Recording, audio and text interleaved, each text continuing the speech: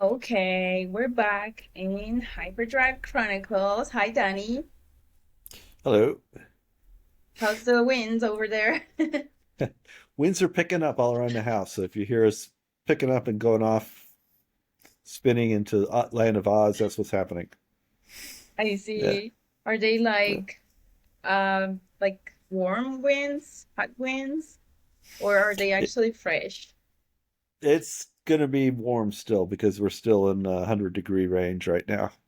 Oh my God. For some context, Daniel lives in the desert of California, more hmm specifically, Ridgecrest. Yeah. So, okay, today we're gonna talk about surveillance technologies, um, how they help us a lot with building security systems, hmm and also just gathering like really valuable data to build um, technologies that can help masses. But they also have some issues, especially privacy issues. So we're going to cover this in more detail. Okay, so Danny, tell us about what is surveillance technology and how it changes societies.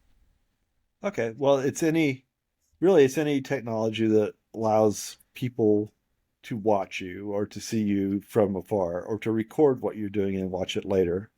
Um, in now we're at a stage where if a crime happens in a big city, there's almost certainly video footage of it somewhere, right? Like because there are installed cameras in a lot of places, but there's also a lot of people with cameras on their phones. So a lot of things that happen would be instantly captured.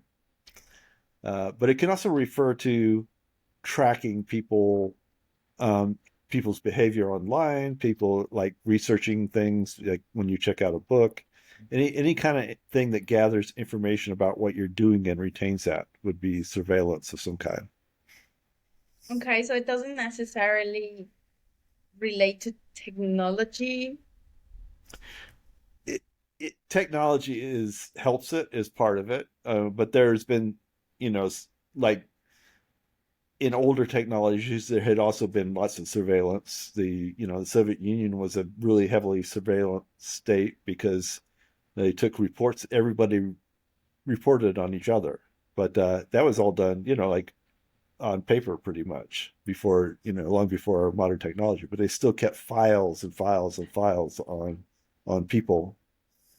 So Um, right now, what are the most sophisticated forms of technology that you can think of that that can I could think sort of. of predict the future, how the Well, future is going to look like based on the progress of these current top-notch technologies?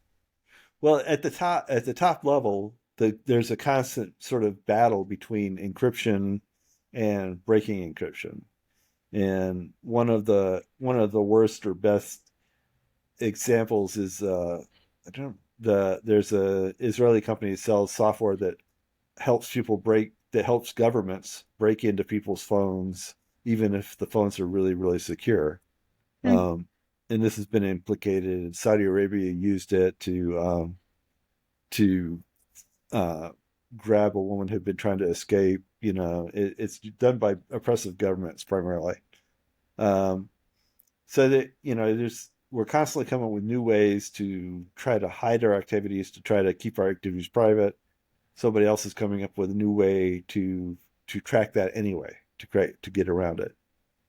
Um, but most people are being surveilled constantly in the U.S. or like in many countries uh, by companies that give us some free things, free access to the internet or free access, free search engines, free social media platforms.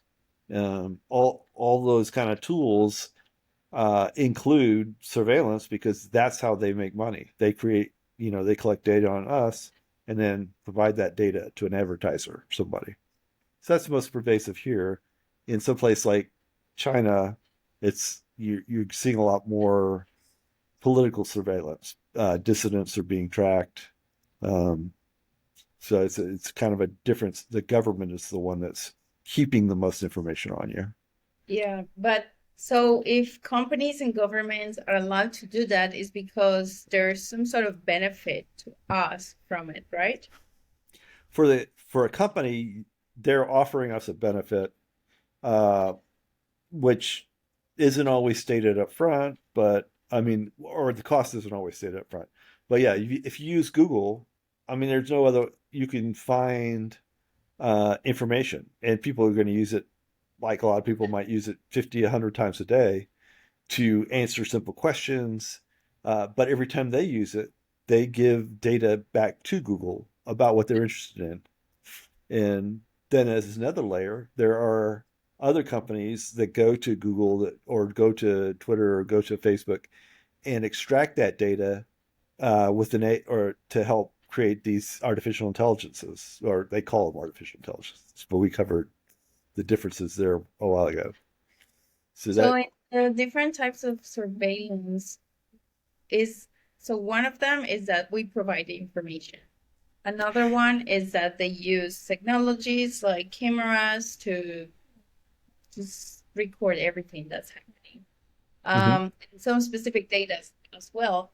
Um, like here, they take pictures of the license plates to tell you when you're out of pico y placa. right, Basically, right, yeah, you have to yeah. stay home one day. If you go out, the camera's gonna capture that and find you. Mhm. What other types of surveillance technologies can you think of that could have an impact in the future? Well, so there's also position tracking. Right now we carry our phones around with us. Those Hmm. phones are sending signals saying where we are. People are collecting that data. Uh, People are always convinced that their phones are also listening to them. This is almost certainly not true, but it is possible. It's something that could technologically be done and could be done in the future. Um, so that's a risk. A benefit would be if, for instance, you do everything like say you're using the restroom, right? And maybe your toilet is analyzing you, like it could be, right? There's different ways it can collect medical information about you during a day that may be to your benefit, or it depends on the structure of society, though. If the result is just you getting health care when you need it, most people would think that's a benefit. But if the result is maybe you pay higher insurance premiums all of a sudden, people might consider that a big privacy violation. For So insurances? yeah, for like so in the US, like your insurance costs are often based on things like pre-existing conditions or um, Yes. Yeah. so those elements uh, are why a lot of people try to keep their medical information very private in this country. We call what we call the HIPAA laws. So violating that is considered a big deal, although it's been done Like, sometimes recently. okay. Okay. I understand. Mhm. Huh. Yeah, I never thought of that. How insurance companies could use that information as well Yeah. to, to get you benefits. Yeah, like for example, when I go to a store, I don't know why they always want to get your phone, your email, your address. Hmm. Why do I need to give you my address to buy, I don't know, clothes or whatever? It doesn't make any Right. sense. Like I was buying a plant today and they were asking for everything. And I'm like, why? Why do they do that? Like, what's the point? Do they want to sell their information? Like, why the address? They will Specific. sell that information because like say you have a shop in a mall and you know not only who bought things, but you also know maybe what region of the city they came from to buy them or how far they drove to buy them.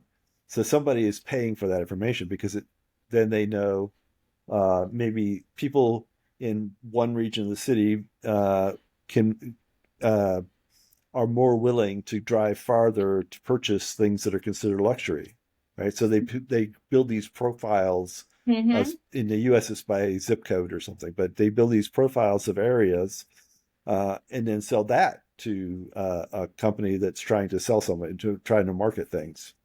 So all that information, it's not necessarily individualized, but it is gathered and it has a lot of value, even though it may not seem obvious.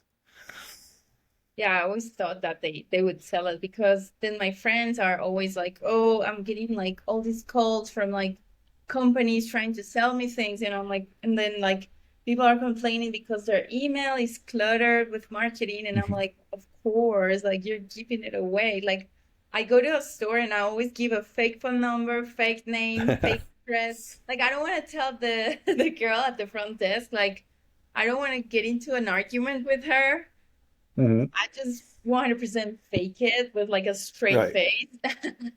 Hmm. And like I never get marketing calls or anything. And like I literally have a marketing email that I only use that email to sign up for things that I want to try, but I'm not sure I'm like there Right. yet to like really engage with that platform.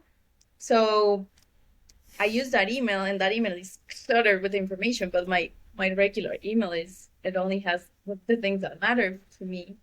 So I think it's Right. also a little bit like people need to be more aware that their personal information is it's really it's like a serious topic. Like you cannot be Hmm. posting where you live Hmm. so Yeah. like openly, even like doing what we're doing, for example, like we go on these videos online and someone could so easily just take our faces and our voices and just fake it Hmm. and scam us. It's crazy, Yeah. right? Like there's a lot of threats to security because of this. And a lot of that is changing rapidly, and that's I think what people have a hard time dealing with. Um, like what people are doing with your information now is more advanced than what they were doing 5 years ago. So, and most people kind of like set their level of privacy tolerances or expectations like at one point in life and don't constantly update it. Like, why would you, right? So people are not, very few people are like aware of where the technologies are now, um, or will Yeah. be, and So even. it's like, what is that's why I kept asking, like, what is like that you're aware of, like the top technology? But I guess right now it's just AI. It's not really like the surveillance technology that is advancing, but the processing technology, the one that processes all that information, that's the one that's advancing the most. But that's still, that can be part of the story about surveillance because I mean, just imagine a world where one person, we were trying to watch everybody all the time. You would need another whole population of people to watch everybody. So we need, the whoever's the government or the companies need to decide when it's important to watch somebody. They collect all this stuff, right? They collect the video, the data, the metadata around people, but nobody's going to sit down and watch all that video or go through and like read everything or check everything. So we use processing algorithms to extract what out of that is important to whoever's looking for the data. And AI makes that more possible, right? Because the AI can start modeling a population that has a characteristic that we want to track, come up with a set of its own set of like parameters to spot that, and then it can, maybe it can spot people who are behaving in a certain way, and then bring that to attention of the actual person who's involved. So the AI makes the surveillance a lot more powerful with a lot fewer um, human, direct human operator hours. Yeah, 100. Uh, Uh, I wonder if these companies, I mean, I'm pretty sure they do, like advertising companies like Google and Facebook, they probably use AI to provide marketers with all the information about their ideal customer, mhm. right? They probably use AI for this. Oh yeah, definitely. But you Okay. can, but you can. So you can do that. And for a company, you might say, well, that's okay. I'll just get better ads. But say you're a government, you can use that same analysis to profile who might be a dissident, who might be suddenly resistant to some policy, or who might be willing to like cheat on what they consider your obligations. Yeah. Um, Or and like if you're and even looking for, yeah, sorry, no, go ahead. oh, I said, and even in the U.S. that's happening because there's this pressure. We have uh, some states have made abortion illegal. Well, they're using data like license plate scans from other jurisdictions to try to tell if people are going to other states to get abortions. And then people have, they're collecting data about people who are trans, for instance. Like, so all these people who have a political agenda are trying to, are using these technologies to identify, people who they can then focus on with whatever their agenda is. Hmm. OMG, okay, so so we benefit a little bit somewhat, right? Because Hmm. yeah, because all of these data can really help companies focus on what people need Hmm.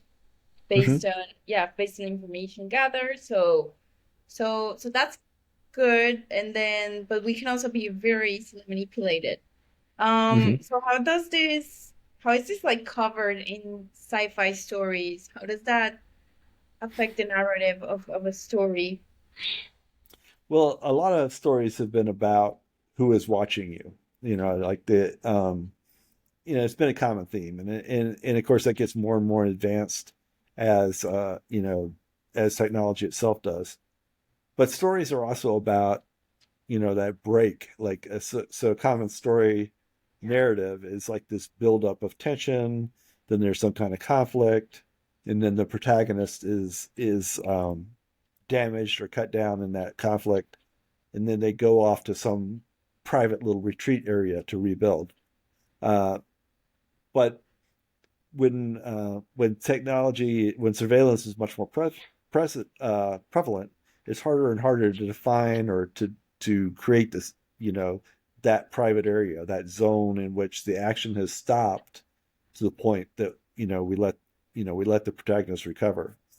And yet that's still part of what we want to see in the story. So we go farther and farther to do that. The Avengers, an example, when bad thing was happening everywhere, and then they still found some farm in the middle of nowhere, which we told the audience was totally safe and immune from, all of the, kind of like the worldwide catastrophe, or actually universe-wide catastrophe. Uh, so that gets harder and harder to do that. Or if you even want to do that. Yeah. What would be some ideas to navigate that? Well, and here's the upside of science fiction is that in my stories, like things are spread out. You know, information right now by our technologies can only move at the speed of light. So if we had a colony in Alpha Centauri, Alpha Proxima somewhere, that's 4 light years away. So if I was like to have a phone call with somebody in Alpha Centauri, there'd be a break of 4 years between every back and forth, right? I have to say what I say. I wait 4 years, or I wait 8 years, sorry, to get there and back to hear their response. Then I say what I'm going to say again, right? So there's no real-time surveillance between those two areas.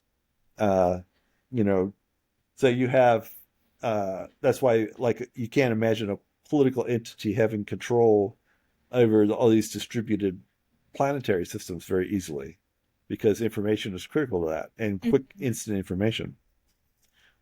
You can set in your story a technology where information can be um, sent and received much more quickly, so that you can kind of set the level. You can also create a situation in which that there's cost to it, right? So like right now, we've gotten to the point with our technologies where it's free for me to talk to you in Colombia, right? 10, 15, 20 years ago, that would be pretty expensive, and the video would have been super expensive, right? So Yeah. in the story, I wouldn't assume that this is something that the character could just do, right? It would be something that would take a lot for them to be able to do that.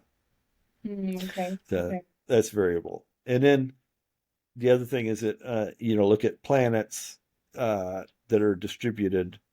So say a new planet that humans have been colonizing, they aren't going to be able to support all of the advanced technologies that we support because we spent years and years and years building the underlying infrastructure for each level of technology, right? You can't just go in and replicate that instantly. So you're going to go through phases again where there's no cell phones, there's no instant communication, there's no tracking. So you can kind of set your stories about that, about those gaps. Hmm. Yeah, yeah, that all makes sense. Yeah, that's an interesting way.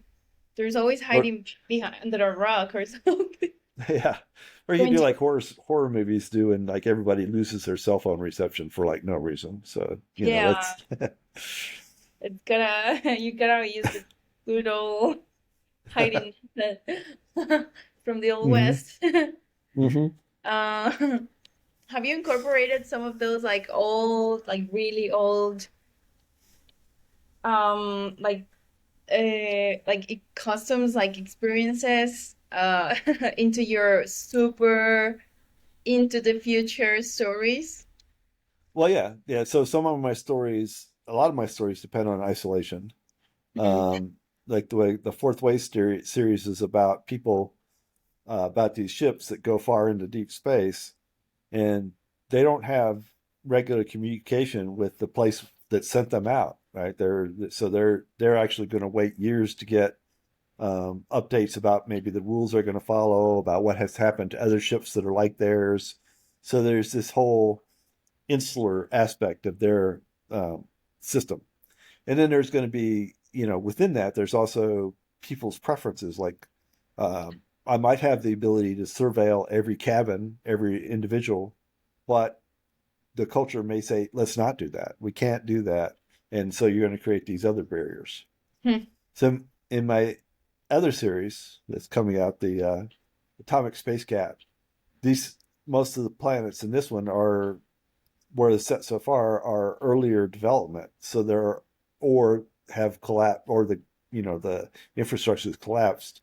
So there's also a very limited communication systems involved. So isolation is still a big part of the story. Okay, okay.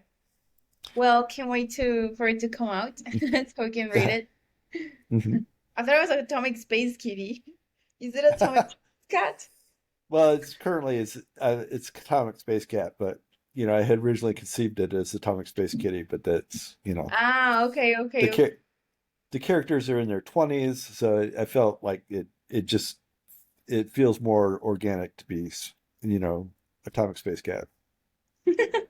All right, sounds good. All right, good talk, Danny. We'll catch up next week with a new super sci-fi topic. Awesome. Cool. All right, sounds good. See Yeah. ya. Ciao.